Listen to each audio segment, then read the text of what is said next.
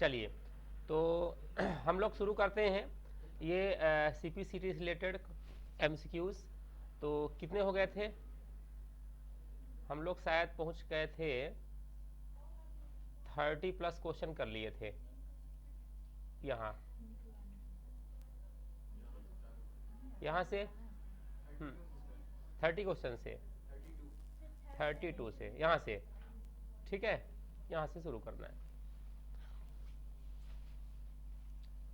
तो what was the duration of the second generation of computer? Computer की जो second generation था तो उसका कार्यकाल क्या था, उसका समय क्या था? ठीक है, तो इसका हाँ समय कार्यकाल था 1955 से 1964। ठीक है, फिर which main component were use to in second generation of computer? Computer की दूसरी पीढ़ी में किस कंपोनेंट का यूज किया गया था? तो ये ट्रांजिस्टर का यूज किया गया था। ठीक है, नेक्स्ट क्वेश्चन है who develop the transistor used in second generation of computer? Computer की दूसरी पीढ़ी में इस्तेमाल होने वाले हाँ ट्रांजिस्टर का विकास किसने किया था? जॉन बर्डिन एवं विलियम शाक्ले ने किया था। ठीक है, When was the John Bardeen and William Shockley developed the transistor at Bell Laboratories? John Bardeen और विलियम शाक्ले ने बेल लेबोरेटरीज में ट्रांजिस्टर का विकास कब किया था? तो 1976 में नहीं, 87 में नहीं, 47 में, 1947 में किया था। ठीक है, 47 में। ट्रांजिस्टर बनाने के लिए किस सामग्री का प्रयोग करते हैं? आयरन का, एयू का, एजी का, या फिर सेमीकंडक्टर मटेरियल का यूज करते हैं। तो किसका यूज करते हैं? Semiconductor material, germanium. और ट्रांजिस्टर, मैग्नेटिक कोर और मेमोरी, मैग्नेटिक टेप और डिस्क सेकेंडरी स्टोरेज का उपयोग किस पीढ़ी कंप्यूटर में किया जाता था? सेकंड जनरेशन में। और this computer like Honeywell 400, IBM 77030, CDC 1604, UNIVAC large, ये किस जनरेशन के कंप्यूटर हुआ करते थे? सेकंड जनरेशन के। ठीक है, second generation computer used for output, दूसरी पीढ़ी के कंप्यूटर का उपयोग आउटपुट के लिए करते थे। तो आउटपुट के लिए क्या यूज करते थे? CD या फिर DVD या मैग्नेटिक कोर या फिर hard disk? Magnetic core use करते थे। कंप्यूटर की दूसरी पीढ़ी का उपयोग इनपुट के लिए किसका यूज करते थे? इनपुट देने के लिए। हाँ, सेकंड जनरेशन में इनपुट देने के लिए क्या यूज करते थे? मैग्नेटिक टेप और डिस्क दोनों का यूज करते थे, इनपुट और आउटपुट दोनों के रूप में।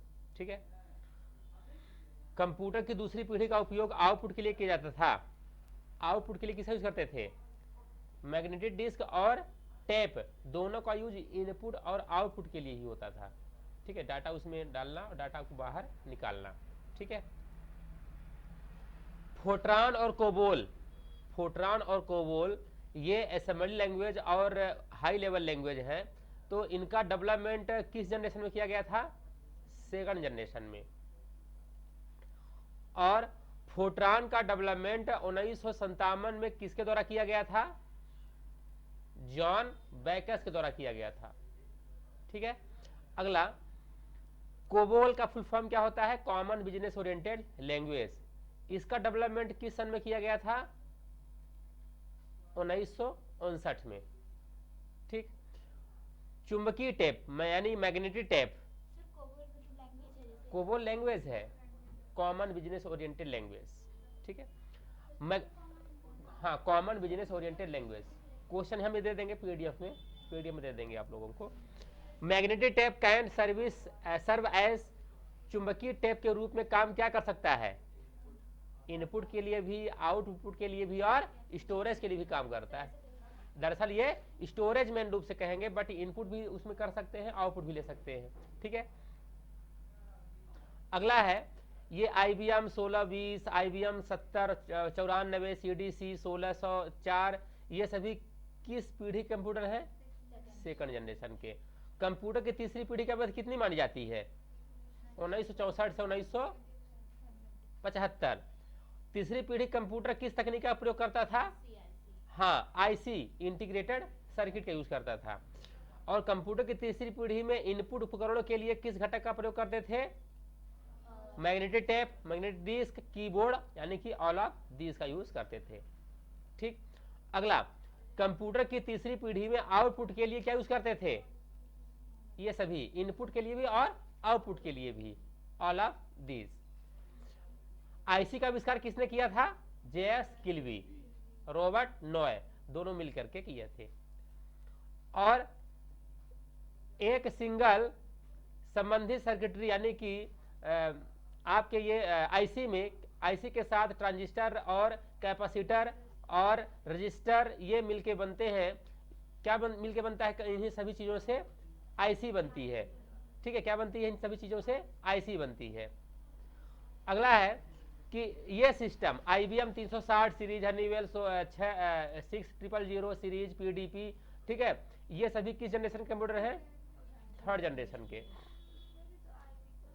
नहीं, उसमें डिफरेंट है, कुछ डिफरेंट है। आईसी डबल SI MSI तकनीकी का प्रयोग किस जनरेशन होता था?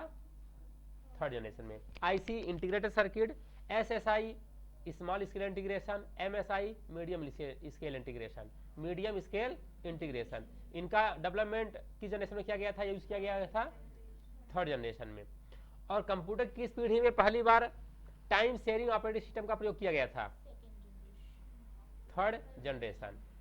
चौथी पीढ़ी का अवधि क्या है? 75 से 89। और चौथी पीढ़ी में मुख्य रूप से कौन सा घटक यूज किया गया था? VLSI, very large scale integration. और चौथी पीढ़ी कंप्यूटर में इनपुट के लिए किस घटक का प्रयोग करते थे? Magnetic tape, magnetic disk, keyboard, सभी का, क्योंकि वो थर्ड के बाद जब फोर्थ आया तो बाकी चीजों के जिनके पास थे तो यूज करेंगे ही। ठीक है, C++, डी बेस, ये किस जनरेशन में इनका यूज किया गया था? फोर्थ जनरेशन में। कंप्यूटर की चौथी पीढ़ी में सेकेंडरी स्टोरेज के लिए क्या यूज करते थे? फ्लॉपी डिस्क, हार्ड डिस्क और टेप ड्राइव, यानी ऑल ऑफ दीज यूज करते थे।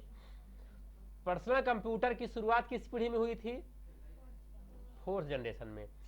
और जितने भी कंप्यूटर हैं, DEC 10, स्टार, 1000, PDP 11, क्रे 11 सुपर कंप्यूटर, ये सभी किस जनरेशन कंप्यूटर हैं? Fourth generation. और कंप्यूटर की पांचवी पीढ़ी की अवधि क्या है? 1989 से वर्तमान तक। और फिफ्थ जनरेशन, कंप्यूटर की पांचवी जनरेशन में डाटा को प्रोसेस करने के लिए किस टेक्नोलॉजी का यूज करते थे? Ultra large scale integration, ULSI का यूज करते। पांचवी पीढ़ी कंप्यूटर में डाटा इनपुट के लिए किस उपकरण का प्रयोग करते हैं? सभी का, माउस का, कीबोर्ड का, स्कैनर का, ऑल ऑफ दीज। ठीक है, पांचवी पीढ़ी कंप्यूटर ने पांचवी पीढ़ी के कंप्यूटर के संदर्भ में कौन सा कथन सही नहीं है? कथन सही है, कथन सही है। पांचवी पीढ़ी के कंप्यूटर में के संदर्भ में कौन सा कथन सही है? ULSI ultra large scale integration का डेवलपमेंट यूज, या development of true artificial intelligence AI का use, development of natural language processing, या all of these? All of these. Advance language. ठीक है, कंप्यूटर की पांचवी पीढ़ी का कंप्यूटर की पांचवी पीढ़ी का कंप्यूटर कौन सा है? डेस्कटॉप, नोटबुक, क्रोम बुक, या सभी? ये सभी है। कंप्यूटर में प्रयुक्त होने वाले चिप किसकी बनी होती है? सिलिकॉन की। इस पीढ़ी में मुख्य रूप से बैच प्रोसेसिंग का प्रयोग करते थे। हाँ, देखिए, batch processing was mainly used in this generation. इस पीढ़ी में मुख्य रूप से बैच प्रोसेसिंग का प्रयोग करते थे। तो बैच प्रोसेसिंग का यूज किसमें करते थे? फर्स्ट जनरेशन में ही करते थे। ठीक है, पांचवी पीढ़ी कंप्यूटर किस पर आधारित है? तो पांचवी पीढ़ी कंप्यूटर आधारित है AI पर आधारित है। ठीक है, और माइक्रो प्रोसेसर को कंप्यूटर किस पीढ़ी में पेश किया गया था?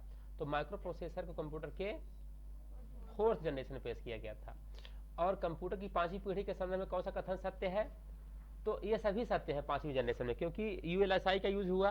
ठीक है, पोर्टेबल नोटबुक वगैरह, लैपटॉप डेवलपमेंट, और they are generally purpose machine, सामान प्रयोजन के लिए यूज करते थे, यानी कि ऑल ऑफ दीज इसका आंसर होगा। ठीक है, और पर्सनल कंप्यूटर का जनक किसे कहते हैं? तो पर्सनल कंप्यूटर का जनक कहा जाता है एडवर्ड ड्रॉवर्ट को कहा जाता है।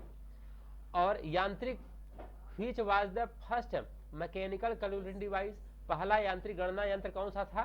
तो ये था अबेकस। और अबेकस किस देश में विकसित किया गया था? चाइना।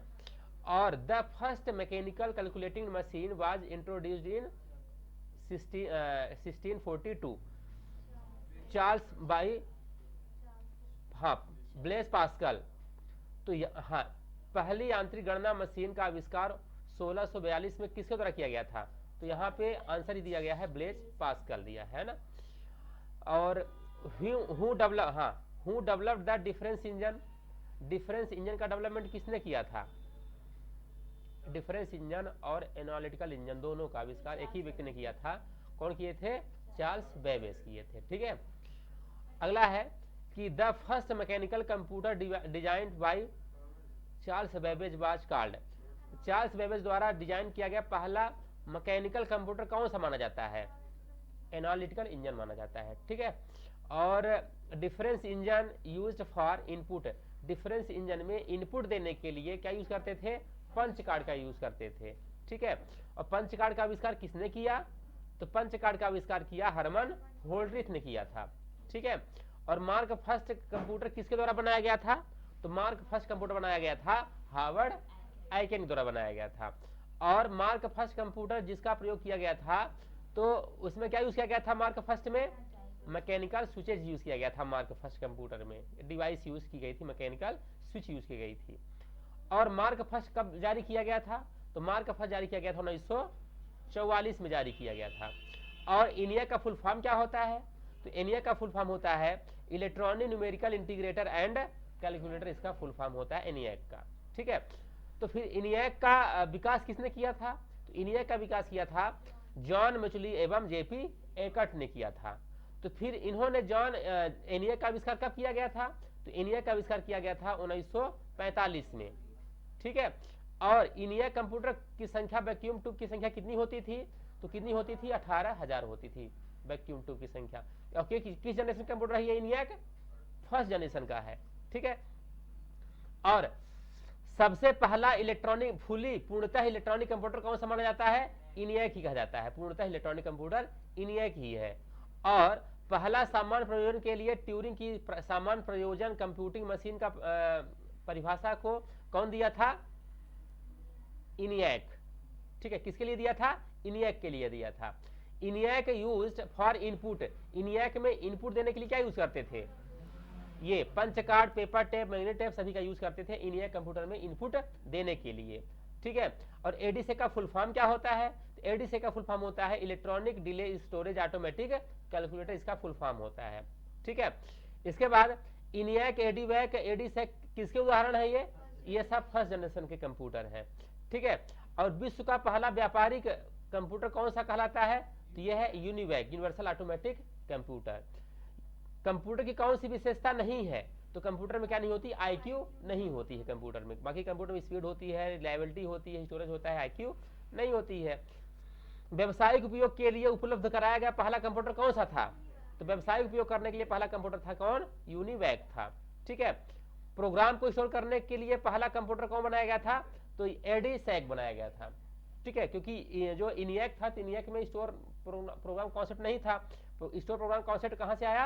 एडीसैक से आया। तो डाटा को स्टोर, प्रोग्राम को स्टोर करने का कॉन्सेप्ट यहीं से आया। ठीक है, अगला है आधुनिक कंप्यूटर जनक किसे कहते हैं? तो आधुनिक कंप्यूटर जनक कहा जाता है चार्ल्स बेबेज को कहा जाता है।